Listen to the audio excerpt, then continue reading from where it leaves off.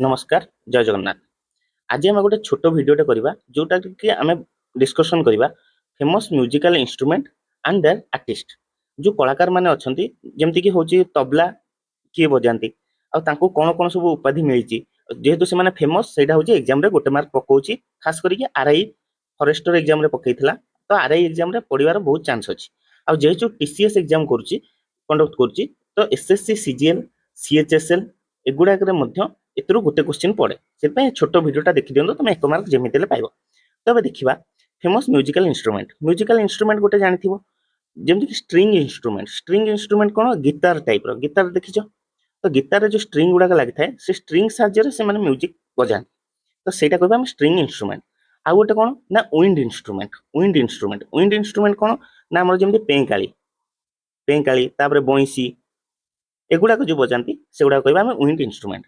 आउ गोटे कौन ना मेम्ब्रेन इंस्ट्रूमेंट कौन ना आम हाथ यूज करके तबला है मृदंग है घटम है एगुड़ाक सब जो कहवा आपको कहवा कौन मेम्ब्रेन इंस्ट्रूमेंट बोली कहवा। एबे आम गोटी गोटी देखा कौन देखा एबे ना स्ट्रिंग इंस्ट्रूमेंट देखा सितार। सितार देख ये मुझे फटोटा मारी यहाँ हूँ सितार। आर फेमस आर्टिस्ट किए ना पंडित रवि शंकर बुझल।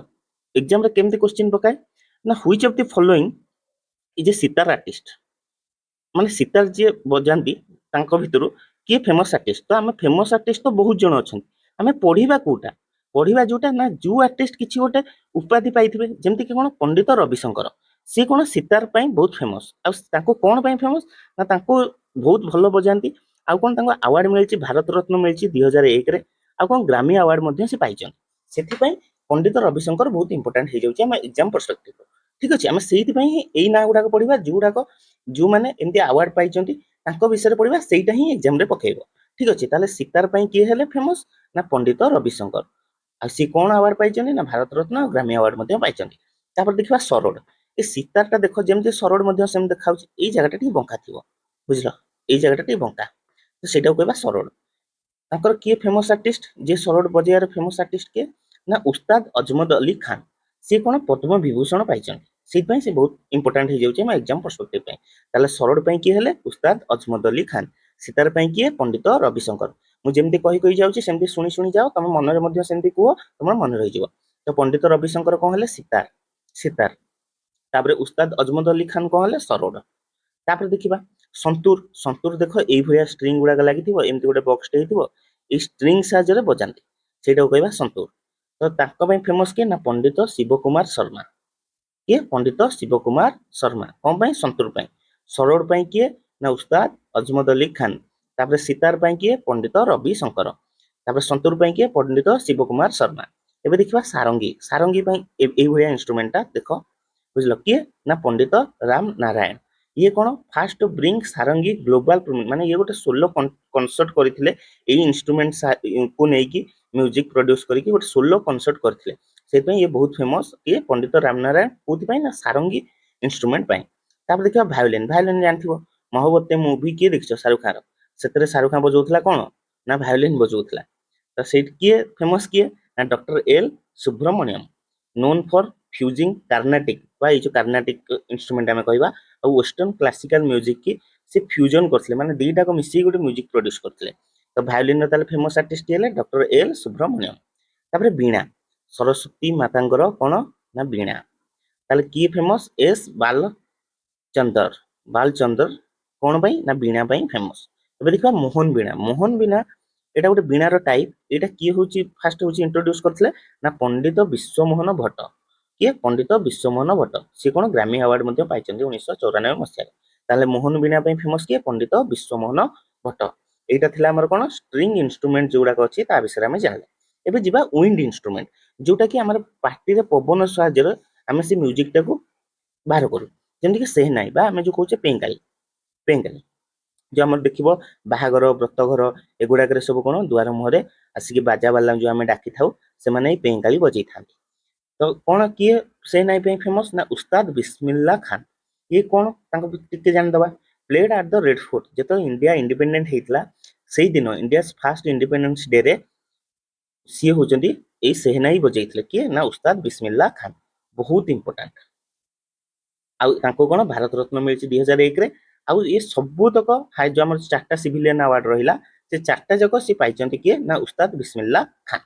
ତାପରେ ଦେଖିବା ବାଂଶୁରୀ ବା ଫ୍ଲୁଟ ଯାହାକୁ କହୁଛେ ବା ବଇଁଶୀ ଆମେ କହୁଛେ ସେଥିରେ ଆମେ ଦିଟା ନାମ ମନେ ରଖିବା। ଗୋଟେ ହଉଛି ଜଣେ ହଉଛନ୍ତି ହରିପ୍ରସାଦ ଚୌରସିଆ ଆଉ ହଉଛି ପାନ୍ନାଲାଲ ଘୋଷ। ହରିପ୍ରସାଦ ଚୌରସିଆ ସିଏ ବଇଁଶୀ ବହୁତ ଭଲ ବଜାନ୍ତି ଆଉ ତାଙ୍କୁ ପଦ୍ମବିଭୂଷଣ ଆୱାର୍ଡ ମିଳିଛି। ଆଉ ପାନ୍ନାଲାଲ ଘୋଷ କଣ ସିଏ କରିଥିଲେ କଣ ଯୋଉ ବାମ୍ବୁରେ ଯୋଉ ଫ୍ଲୁଟଟା ମାନେ ଯୋଉ ବାଉଁଶର ଯୋଉ ଆମର ବଇଁଶୀ ସେଇଟା ସେ ଇଣ୍ଟ୍ରୋଡ୍ୟୁସ କରିଥିଲେ କ୍ଲାସିକାଲ ମ୍ୟୁଜିକରେ। ତ ତାହେଲେ କିଏ ଇମ୍ପୋର୍ଟାଣ୍ଟ ହେଇଗଲା ପାନ୍ନାଲାଲ ଘୋଷ ଆଉ ହରିପ୍ରସାଦ ଚୌରସିଆ।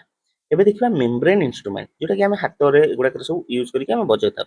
ଯେମିତି ତାବଲା ତାବଲା ଦେଖ ଏଇଟା ତାବଲା ଦେଖିଥିବ ସମସ୍ତେ ବଜେଇଥିବେ।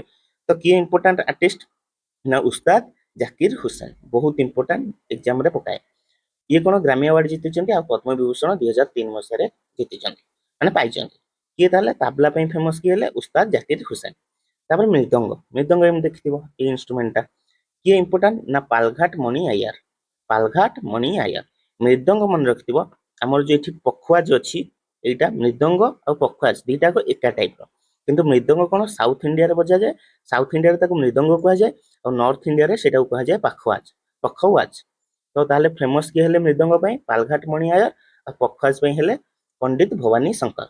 ଏଇଟା ନର୍ଥ ଇଣ୍ଡିଆରେ ପଖୱାଜ କହନ୍ତି ଆଉ ମୃଦଙ୍ଗ ହଉଛି କୋଉଠି ସାଉଥ ଇଣ୍ଡିଆରେ କୁହାଯାଏ। ଆଉ ତାର ଫେମସ କିଏ ଆର୍ଟିଷ୍ଟ ନା ପାଲଘାଟ ମଣି ଆୟାର। ତାପରେ ଘଟମ ଘଟମ କଣ ନା ଯୋଉ ମାଟି ଯୋଉ ଇଏଟା ଦେଖୁଛ କଳସ ଟାଇପର ଯୋଉ ହେଇଛି ତା ଦେହରେ ବଜେଇକି ସାଉଣ୍ଡ ପ୍ରଡ୍ୟୁସ କରନ୍ତି ତ ସେଇଟାକୁ କହିବା ଆମେ ଘଟମ ବୋଲି ଇନଷ୍ଟ୍ରୁମେଣ୍ଟଟାକୁ। ତ କିଏ ଇମ୍ପୋର୍ଟାଣ୍ଟ ନା ଭିକୁ ବିନୟ କ୍ରମ।